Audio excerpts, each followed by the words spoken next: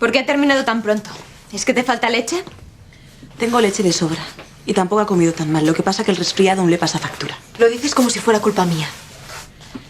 No he sido yo quien lo ha sacado a la intemperie estando ya enfermo. Eso por descontado. ¿Serás? ¿Se puede?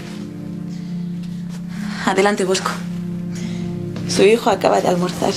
Aprovecha antes de que se quede dormido como un lirón. ¿Cómo estás, hijo mío? A ver. Hola. Ay. Ay.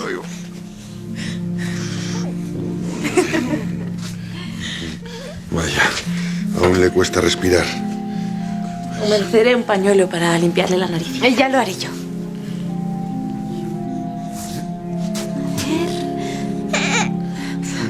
Mira, si apenas me acerco y se pone ya. No tiene la naricilla irritada de haberse limpiado toda la noche, mujer. Ahora que yo con mucho. ¿Estás acusando de no tener mimo con mi hijo? Solo estoy diciendo que estando enfermo como está hay que extremar las precauciones. ¿Me permite? A